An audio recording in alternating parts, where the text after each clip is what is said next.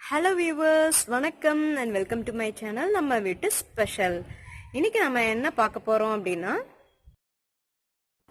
நம்ம வீட்டு ஸ்பெஷல் இறால் கிரேவி எப்படி செய்யலாங்க தாங்க நம்ம இன்னைக்கு பார்க்க போறோம். இது பார்த்தீங்கன்னா வெறும் சுடுசாதத்தில் இந்த கிரேவியை போட்டு அப்படியே பிசைஞ்சு சாப்பிட்டோம்னா ரொம்ப சூப்பராக இருக்கும். இட்லி தோசை கூட தொட்டு சாப்பிடலாம். பாத்திரத்தில் ஒரு 4 டேபிள் ஸ்பூன் அளவுக்கு நல்லெண்ணெய் ஊற்றிருக்கேன்.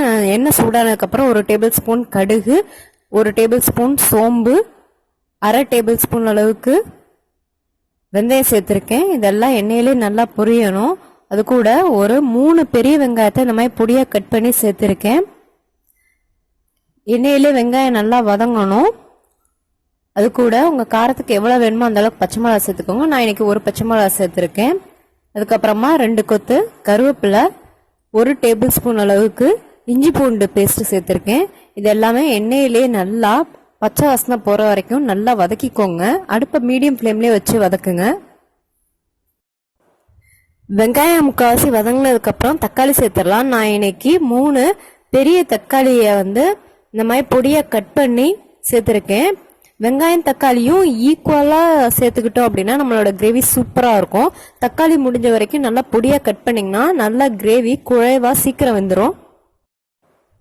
இப்போ மசாலா ஐட்டம்ஸ்லாம் சேர்த்துடலாம். உங்கள் காரத்துக்கு தேவையான அளவுக்கு மிளகாய் தூள் சேர்த்துக்கோங்க. அதுக்கப்புறமா 1/2 டேபிள் ஸ்பூன் அளவுக்கு மஞ்சத்தூள் சேர்த்துக்கோங்க. 3 டேபிள் ஸ்பூன் அளவுக்கு மல்லித்தூள் சேர்த்துக்கோங்க. மல்லித்தூள் நிறையா சேர்த்துக்கும் போது தான் நம்மளோட கிரேவி நல்லா திக்காக வரும். அது கூட ஒரு 1/2 டேபிள் ஸ்பூன் அளவுக்கு மிளகுத்தூள், உங்களுக்கு காரத்துக்கு எவ்வளோ வேணுமோ அந்த அளவு சேர்த்துக்கோங்க.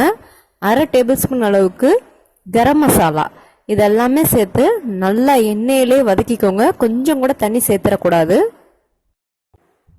இப்போ மசாலா பொருட்கள்லாம் நல்லா வதக்குனதுக்கப்புறம் ஒரு தட்டு போட்டு மூடி வச்சு அடுப்பை நல்லா சிம்மில் ஃபுல்லாக குறைச்சி வச்சு ஒரு நிமிஷம் அப்படியே விட்டுட்டீங்க அப்படின்னா அந்த வெங்காயம் தக்காளியும் நல்லா மசாலாவோட சேர்ந்து நல்லா சீக்கிரம் வெந்துடும்.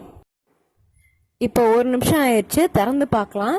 இப்போ பார்த்தீங்கன்னா உங்களுக்கே தெரியும், நம்ம ஏற்கனவே ஊற்றின அந்த நல்லெண்ணெய் எல்லாம் அப்படியே ஓரத்தில் நல்லா பிரிஞ்சு வருது. இந்த மாதிரி வந்தாதான் நம்மளோட கிரேவி ரொம்ப சூப்பர் டேஸ்டாக இருக்கும். இப்போ பார்த்தீங்கன்னா கரண்டியை வச்சு அந்த மசாலா வெங்காயம் தக்காளி எல்லாத்தையும் ஒன்றா அப்படியே சுருள வதக்கி விட்டு தக்காளியை லைட்டாக அப்படி மசிச்சு விட்டீங்க அப்படின்னாலே தக்காளி நல்லா குழைவாக கரைஞ்சிரும். அப்போ தான் நம்மளோட கிரேவி சூப்பர் டேஸ்ட்டாக இருக்கும். தக்காளி தனித்தனியாக இருந்தால் அவ்வளோ டேஸ்ட்டாக இருக்காது. தக்காளி இந்த வெங்காயத்தோட நல்லா பிளெண்டாக இருக்கணும். அப்போ தான் கிரேவி சூப்பராக திக்காக இருக்கும். இப்போ நீங்கள் இந்த கிரேவி மட்டும் இல்லை, எந்த கிரேவி செஞ்சாலும் வெங்காயம் தக்காளி நிறையா சேர்க்கும் போது இந்த மாதிரி மூடி போட்டு 1 நிமிஷம் லோ ஃப்ளேமில் வேக வச்சிங்கன்னா அந்த வெங்காயம் தக்காளியும் சீக்கிரம் குக் ஆயிரும், கிரேவியும் டேஸ்ட்டாக இருக்கும். இது ஒரு சின்ன டிப்ஸு தான் சமையலில், ட்ரை பண்ணி பாருங்கள். இந்த மாதிரி நல்லா வெங்காயம் தக்காளியும் மசிச்சதுக்கு அப்புறம் தான் நம்ம இறாலை சேர்க்க போகிறோம். நான் இன்னைக்கு 1 கிலோ இறால் வச்சு தாங்க கிரேவி செய்ய போகிறேன். இது பார்த்தீங்கன்னா நல்லா மஞ்சத்தூள் போட்டு கழுவி க்ளீன் பண்ணி உள்ளுக்குள்ளே இருக்க அந்த நரம்பெல்லாம் எடுத்து நல்லா க்ளீன் பண்ணி எடுத்து வச்சுருக்கேன். இதை இந்த மசாலாவோட போட்டு நல்லா மிக்ஸ் பண்ணிக்கோங்க. இறால் பார்த்தீங்கன்னா நான் இன்னைக்கு எக்ஸ்போர்ட் குவாலிட்டி எடுத்திருக்கேன், அதனால கொஞ்சம் பெருசாக இருக்கும். நீங்கள் பெருசாக வாங்கினாலும் சரி, இல்லை மீடியம் சைஸில் இருக்க இறால் கிடைச்சாலும் சரி, எதுவாக இருந்தாலும் ஒரே சைஸில் எடுங்க. ஒரு சில கடையில் பார்த்தீங்கன்னா இறால் கலந்து வச்சுருப்பாங்க, பெருசு தனியாக சின்னது தனியாக அந்த மாதிரி சேர்த்து வச்சுருப்பாங்க. அந்த மாதிரி இல்லாமல் ஈவனா ஒரே சைஸ்ல இருக்கிற இறால் நீங்க வாங்கி சமைச்சீங்கன்னா உங்களோட இறால் நல்லா சூப்பரா ஈவனா குக் ஆகும். இல்லைன்னா ஒரு சில இறால் பெருசா இருக்கிறது மட்டும் டக்குன்னு வேகமா வெந்துடும், சின்னதா இருக்கிறது பாத்தீங்கன்னா ரொம்ப சீக்கிரமா வந்துடும். இறால் பாத்தீங்கன்னா அதிக நேரம் வெந்தாலும் ஒரு மாதிரி ரப்பர் மாதிரி போயிடும். அதனால வாங்குற இறால் ஒரே சைஸ்ல ஈவனா பார்த்து வாங்குறது ரொம்ப முக்கியம். இப்ப பாத்தீங்கன்னா மசாலாவோட அந்த ப்ரானை நல்லா ஒரு 1/2 நிமிஷம் நல்லா அப்படியே வதக்கிக்கிட்டே இருக்கப்பயே பார்த்தீங்கன்னா அந்த இறால்ல இருந்து அப்படியே தண்ணி வெளியில் வர ஆரம்பிக்கும். அந்த தண்ணியே போதுமானது கிரேவி வேகிறதுக்கு, எக்ஸ்ட்ரா நம்ம தண்ணி சேர்க்க வேணாம். இப்போ உங்கள் டேஸ்ட்டுக்கு எவ்வளோ வேணுமோ அந்த அளவுக்கு உப்பு சேர்த்துக்கோங்க. உப்பு சேர்த்து நல்லா மிக்ஸ் பண்ணதுக்கப்புறம் மறுபடியும் ஒரு தட்டு போட்டு மூடி வச்சு நல்லா வேக வைங்க. வேகும் போது பார்த்தீங்கன்னா அடுப்பை ஓரளவுக்கு மீடியம் ஃப்ளேமில் வச்சுக்கோங்க. நாம் ஏற்கனவே சொன்ன மாதிரி நீங்கள் சின்ன சைஸில் நீங்கள் இறால் வாங்கினீங்க அப்படின்னா அது பார்த்தீங்கன்னா 5லேருந்து 7 நிமிஷம் போதும் வேகிறதுக்கு. கொஞ்சம் பெரிய சைஸாக இருந்தால் 8லேருந்து 10 நிமிஷம் வரைக்கும் போதும் வேகிறதுக்கு. அதனால் நீங்கள் என்ன சைஸு இறால் வாங்குறீங்களோ அது பொறுத்த வரைக்கும் வேகிற டைம் கூட குறைச்சி வரும். ஒரு 2 நிமிஷத்துக்கு ஒரு தடவை இல்லைன்னா 3 நிமிஷத்துக்கு ஒரு தடவை மூடியை திறந்து இறாலை ஒரு தடவை நல்லா அப்படியே பெரட்டி விடுங்க. அப்போ தான் அடியில் மட்டும் பாத்திரத்தில் ஒட்டாமல் இறால் வந்து எல்லா பக்கமும் நல்லா ஈவனாக வெந்து வரும். இப்போ பார்த்தீங்கன்னா நான் ஒரு தட்டை போட்டு நல்லா மூடிட்டேன்.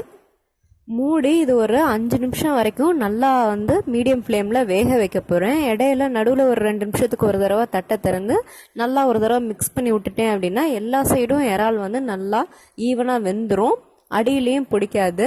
அதனால் நீங்கள் வந்து எந்த சைஸ் இறால் வாங்குறீங்க அப்படிங்கிறது ரொம்ப முக்கியம். அது மட்டும் நீங்கள் கரெக்டாக பார்த்து செஞ்சிட்டிங்கன்னா இறால் கிரேவி ரெடி. இப்போ 10 நிமிஷம் ஆயிடுச்சு. இப்போ ஓப்பன் பண்ணி பார்த்தலாம். நல்ல கமகமான வாசனையோட நம்மளோட இறால் கிரேவி ரெடி ஆயிடுச்சு. இப்போ பார்த்தீங்கன்னா நம்ம ஏற்கனவே ஊற்றின எண்ணெயெல்லாம் நல்லா ஓரத்தில் பிரிஞ்சு வந்துருச்சு. இறால் வெந்துட்டாலே நல்ல ஒரு வாசம் வந்துடும். அதை வச்சு இறால் வெந்துருச்சுன்னு நம்ம தெரிஞ்சுக்கலாம். இப்போ பார்த்தீங்கன்னா ஒரு கைப்பிடி அளவுக்கு கொத்தமல்லி இலையை நான் கட் பண்ணி சேர்த்துக்கிறேன். இது ஒரு ஃப்ளேவருக்காக தான் சேர்க்குறோம். அது சேர்த்ததுக்கப்புறம் அடுப்பை ஆஃப் பண்ணிடுங்க. ஒரு தடவை நல்லா மிக்ஸ் பண்ணி விட்டுக்கிட்டீங்க அப்படின்னா நம்மளோட இறால் கிரேவி ரொம்ப சூப்பராக ரெடி ஆயிரும். இறால்லேருந்து வர தண்ணியே போதும், நம்ம தண்ணி தேவையில்லாமல் சேர்க்கணுங்கிற அவசியம் கிடையாது. அதே மாதிரி 8லேருந்து 10 நிமிஷம் போதும் இறால் வேகிறதுக்கு. அதனால் பயப்படாமல் நீங்கள் வந்து 8லேருந்து 10 நிமிஷம் வரைக்கும் வேக வச்சா போதும். பெரிய சைஸாக இருந்தால், சின்ன சைஸாக இருந்தால் 5லேருந்து 7 நிமிஷம் போதும், அதிலே கண்டிப்பாக வெந்துடும். அவ்வளோதாங்க, நம்மளோட சிம்பிள் அண்ட் டேஸ்டியான நம்ம வீட்டு ஸ்பெஷல் இறால் கிரேவி ரெடி ஆயிடுச்சுங்க.